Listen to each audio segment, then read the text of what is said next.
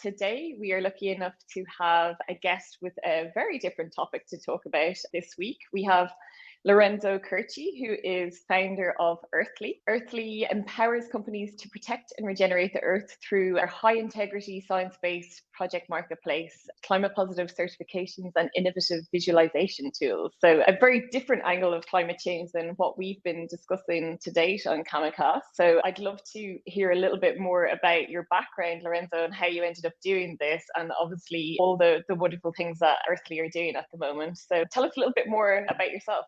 Yeah, well, thank you for having me. It's so nice to be part of this and the journey that you're going on. I guess my journey started, very differently. I started actually as an investment banker. I never thought, that I'd be here today. And actually, I did 7 years in Canary Wharf with Credit Suisse, and we quite quickly found that I wanted to do more. I think it is quite soul destroying sometimes. The rat race. I hear you.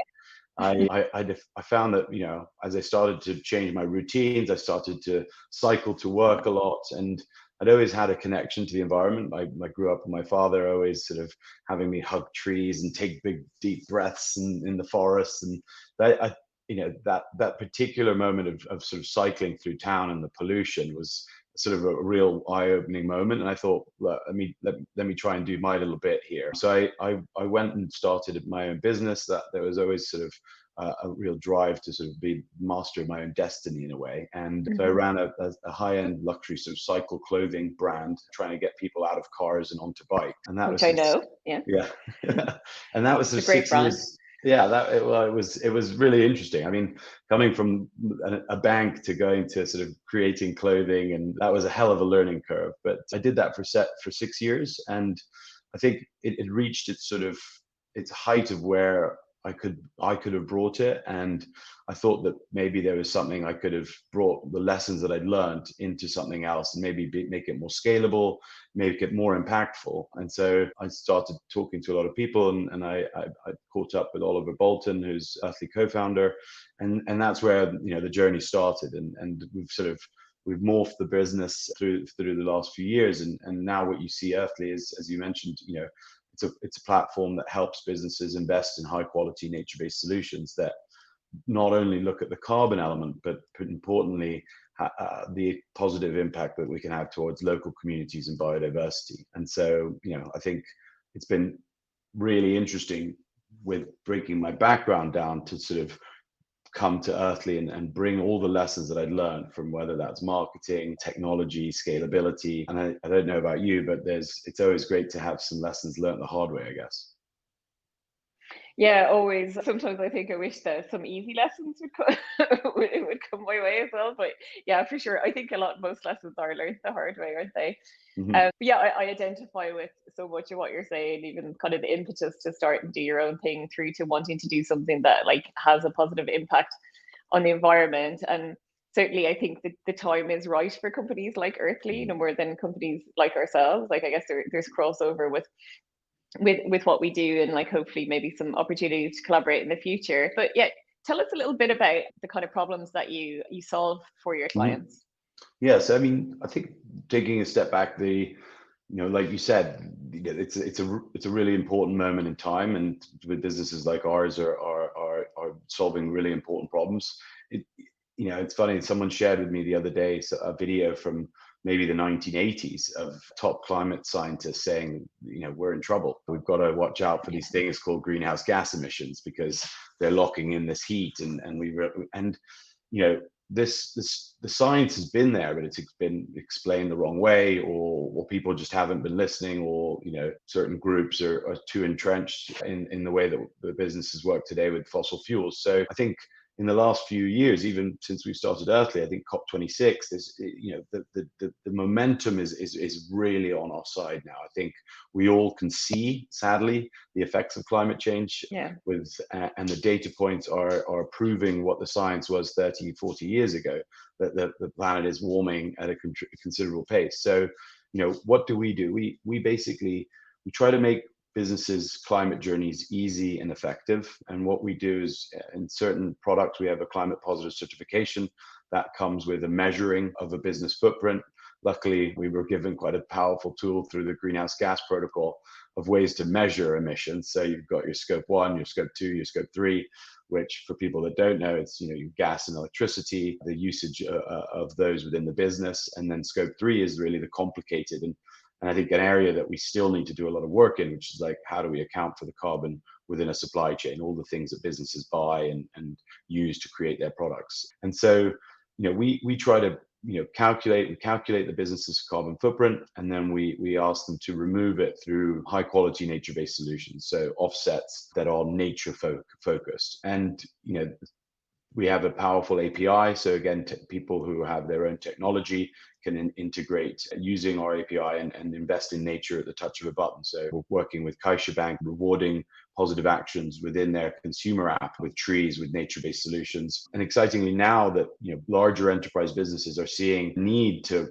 fundamentally reduce its speed, but also to have a positive impact, we're offering sort of a marketplace where people can come in, can buy nature-based solutions from us, and also for larger businesses look to originate projects. So the risk of prices, a ton of carbon today is $20, $15. There's Ernst & Young, McKinsey, they're all saying that the price of 1 ton of carbon might go to $150 in the next eight years or so. So people are looking at this and saying, well, if I have to be net zero by 2030, I drastically need to reduce, but the remaining emissions need to be removed through high quality carbon credits. So how do I control that price? How do I control that risk? So that's, in a nutshell, sort of 3 products: the climate positive certification, an API, and then the sort of marketplace and methodology to help businesses really transact with carbon credits. Fascinating. And I guess it is one of those things that, like, there's a certain amount of society will change just because it's the right thing to do and because they feel strongly about that. And then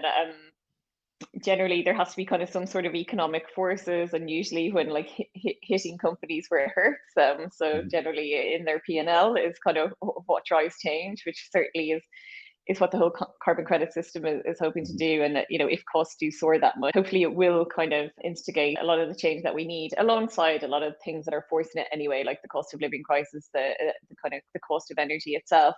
Yeah. I'm really fascinated to understand a bit more about what some of these offsetting initiatives are that you have in your marketplace as well, because I had a little look on your website and some of the stuff looked quite cool and inspiring, as well as quite fun actually, as well, if you were implementing it into a strategy. Yeah, it's a really exciting space to be in. I think there's a lot of different solutions for carbon avoidance and removal. I think renewable energy is a great system. There's new technology, carbon capture, storage, but nature-based solutions are a really tried and tested element that we've grown, the planet has used for millennia. But they don't only focus on carbon. And this is a really important thing that around what we do at Earthly, is that we look at nature-based solutions as an ability, yes, to avoid or remove the carbon, but importantly, we're helping local communities, whether that's education, medical help, hours of work. And so these are important factors. We need to work with these communities. And if these projects are to succeed, they need the buy-in of local communities. So that's fundamentally something that we found really early on, that we can also drive positive change with local communities and local players. And then finally, biodiversity. Nature-based solutions are key in helping us to bring back biodiversity to make and I think the interesting element is a lot of the conversation has been on carbon, but we're hoping and we're seeing that actually biodiversity will also have a huge role. I mean, so many businesses require the help of animal, insect life to drive their revenue. And so we need to also look at biodiversity. And so hopefully when people invest in nature-based solutions, they get this sort of triple whammy of value, the carbon, the social impact, and the biodiversity impact. And so what we thought, not all carbon credits are the same, and some are bad and some are good. So we saw that in the market there was really a lack of trust. People had seen projects that had failed or things hadn't worked out of the project. So what we've built is a machine learning tool that allows us to scan registries around the world for elements that we believe are high scoring. We built right at the beginning of Earthly an independent board of scientific advisors across disciplines, so forestry experts to mangrove and social experts. And they've helped us to create an assessment criteria so that we can actually understand which are the really good projects that we should be investing in. And again, we look at each project through those three pillars: carbon, social good, and biodiversity. And so when you see these projects on our website, you're looking at projects that have had the highest scoring elements within these registries. There may be 20,000 projects on there, but we've detailed, we hope to have at least 40 high scoring projects on our platform by the end of the year, Q1 next year. And so those projects are amazing at helping those local communities. There's projects around the world, whether it's Africa or Asia. And so we can ultimately, when a company invests into these projects, we can provide them a much bigger return on investment. We can showcase so much more of the value that they get from these projects when they're investing. Yeah, I love that as well, because there's the legacy nature of it. So it's not just kind of providing a short-term painkiller. It's something that will continue to flourish and benefit the world, like, rather than, I think, some of the measures that we're seeing our government put out today to deal with the cost of living crisis by just, like, supplementing bills, which is just such a kind of short-termist, like, political answer to a problem that it doesn't solve at all. And so I love that legacy element to it, because I remember when I first came to London, I was lucky enough to have a job working on the London Olympics, and I was a budget holder. So I managed the budget for the venues and infrastructure. So all the delivery of the Olympic Park and all the things, even the offsite venues, and every kind of big infrastructure spend that we made had to kind of have a business case where there was legacy benefit to the community. Because I guess if you're going to spend £9 billion on a 2-week party, as somebody described it to me, you kind of want to make sure there is some legacy benefit there as well. And I definitely think yeah, exactly. And I think like London is one of the definite legacy success stories from an Olympic Games. Unfortunately, I don't think you could say the same for the likes of Brazil or Barcelona, but that's what I really like about what the kind of those kind of offsetting measurements or offsetting kind of projects that you combine with your technology of what you're doing, because it's so much the E and the S as well, because there's so many positive benefits to a community coming together like that as well, just on a human level, as well as the kind of legacy environmental benefit that goes with it. So yeah, I get quite excited when I see things like that. And on that note, though, do you come up against any challenges when you're kind of either trying to help companies see the benefits and why they should do this, or kind of executing any of these kind of projects as well? Yeah, I think one of the main things in the market generally is, sometimes how, offsets are viewed. There's two sides. One group that firmly believes, we should be reducing as fast as we possibly can.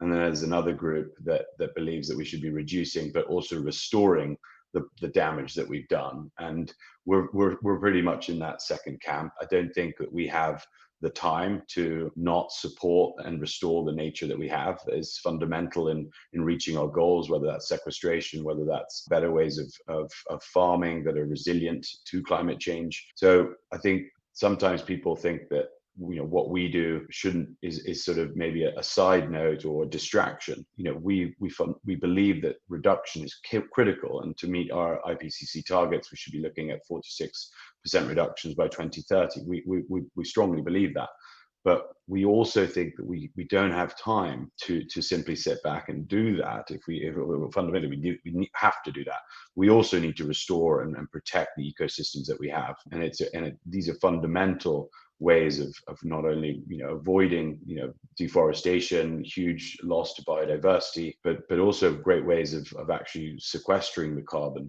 that we've been emitting into the atmosphere. So that's one of the big challenges, is how do you explain people that we need to do both. Obviously, from a business standpoint, there's a cost line. So there's some levers that you need to pull, and when's the right time. And we're here to help businesses to understand what they can do, what type of interventions are right now, what are the price points, what we should be doing maybe this year over what we should be doing closer to 2030. So, the Oxford Principles to Net Zero actually state that, avoidance measures, so protection of forests, is actually really critical in the next 8 years. But as we move past 2030, we should be investing in pure carbon removal projects. So things like tree planting, things like regenerative agriculture, things like hopefully the new innovation that we're seeing within kelp and seagrass.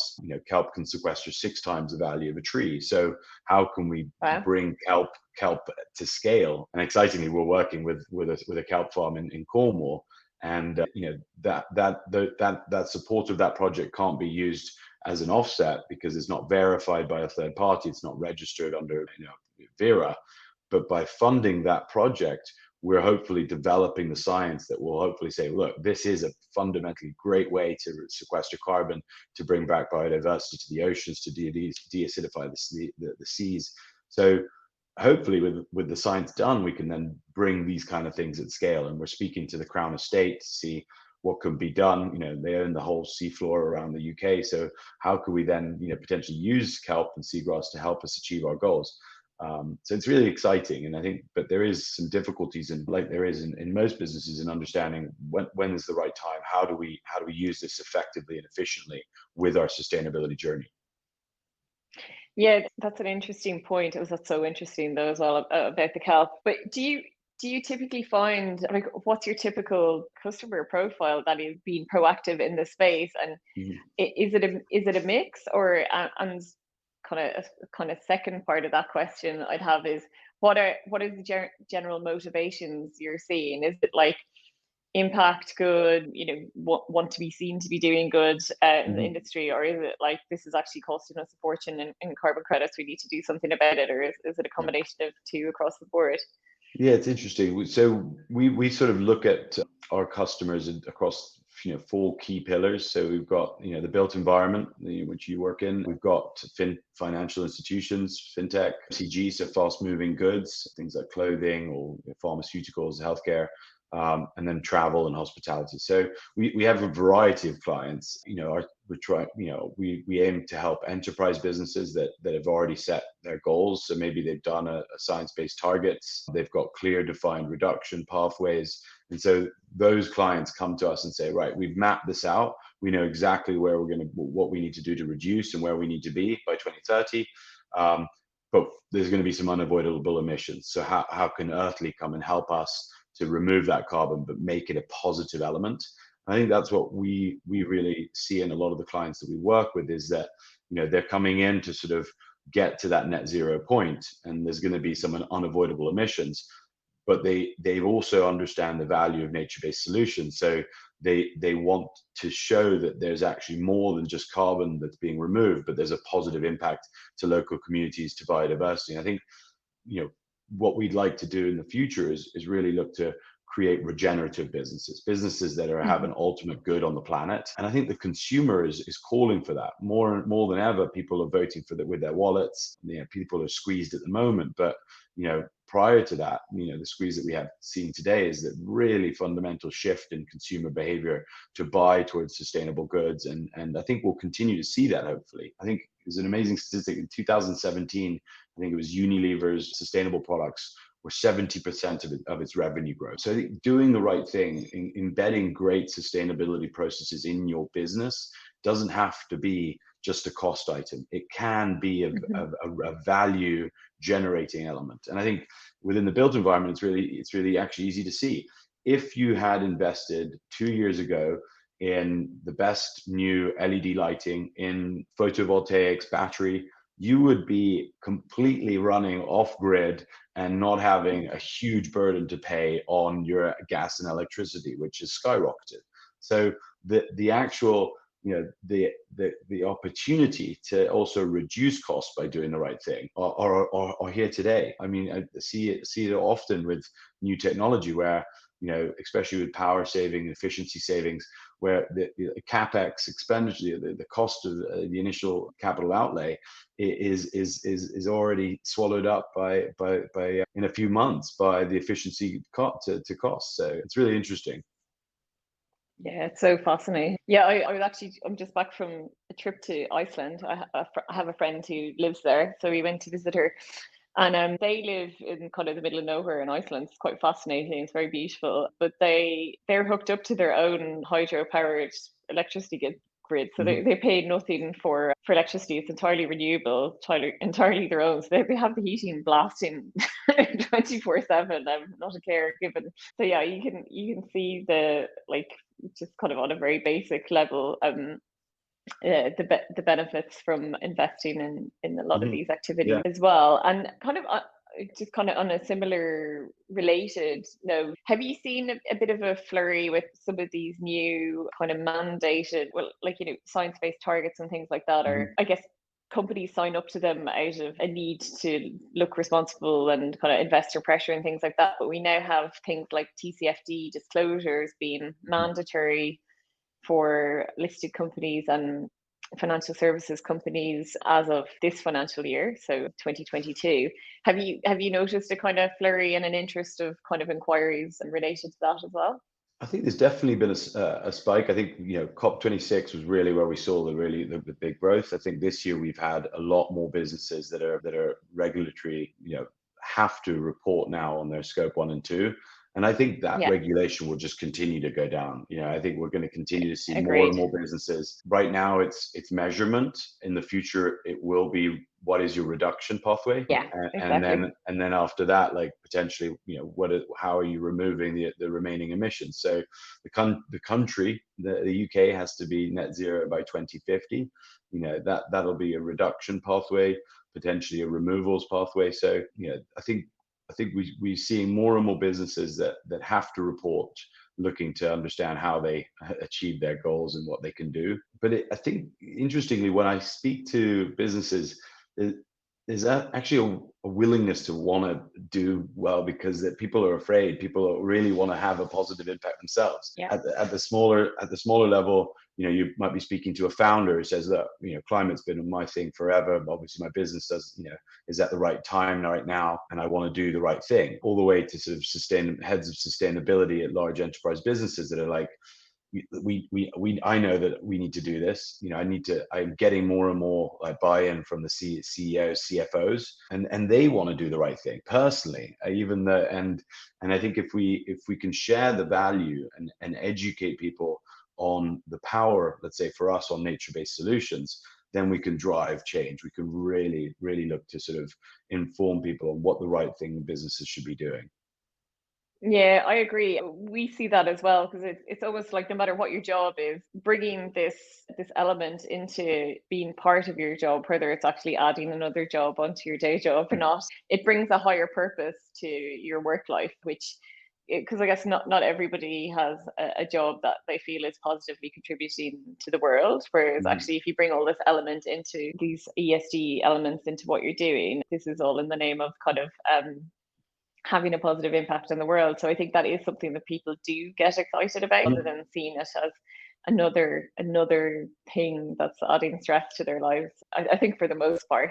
Yeah, and certainly, just whilst you said that, I just thought, like, from your side, like who do you feel often champions the need to look at your product? Is it, have you ever found any, why am I speaking to this person? Why is this person the champion? Yeah, I guess we see a combination of things, because we, as well as dealing with providing our clients with data to disclose their financed emissions around their portfolios or their mortgage books or whatever it might be. It's like we run analytics that show where the risk is. So, particularly for a bank, all these new laws and regulations, as well as what's actually physically happening when we think about property perils in the world, is introducing more risk into a mortgage book, for example, or you want to be underwriting for that risk when you're looking at new mortgage origination. So it varies from a kind of an urgency and from a risk perspective, that a recognition that really needs to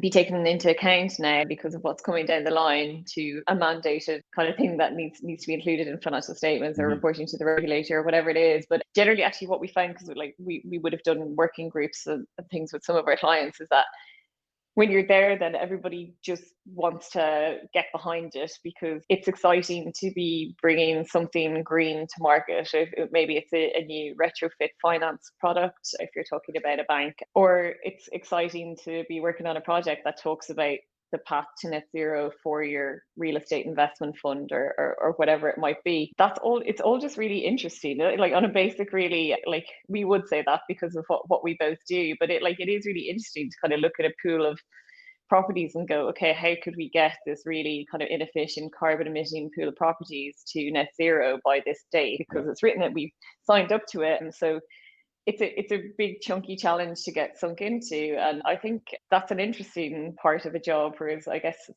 like with all of us, not all of the work that we do is interesting. Like there's mundane parts to everybody's job, I think, but I think this is all kind of really positive and interesting. So like whereas it may be mandated because of something we've signed up to or because of a risk, but I think one of our clients, a bank, was just, they were collectively saying it's the right thing to do, and that was just kind of that phrase in itself is quite empowering, I think. Yeah, and I think from our side, it's we who do we end up speaking to? Sometimes it's the chief sustainability officer. Sometimes it can be procurement, and sometimes it's sort of the climate champion, someone who is not even part of those two teams, but has just been given the role or wants to lead it internally. And it's really interesting to see how different businesses are driving this, which section of the business. But more and more, we're seeing that the sustainability agenda has a direct line to the CEO. Because it's so core to their investors, to their their consumers. And so it's actually really to see how much this is elevated. And I think to your like what you're doing with the actual reporting, it's important to get the right data to be able to move things forward. And so I think that's often when people come to us, it's like, where do we start? It's like, okay, well, first you measure first, and that's hard, and that's why tools like yours are so important. And there's other tools that we use to try to help businesses account for their carbon footprint, and I think those tools will continue to get better, because measuring is going to be a key element to understand, right, are you what to reduce, how fast you're reducing, and then obviously what do you need to remove to actually hit that net zero goal. Yeah, absolutely. We're coming up to the end of our time, but I wanted to ask you before we come to the end, what's been your favorite, whether community project or biodiversity project that you've been involved in to date, or maybe it's one that you're excited about for the future, but I'm just really intrigued to hear what that is.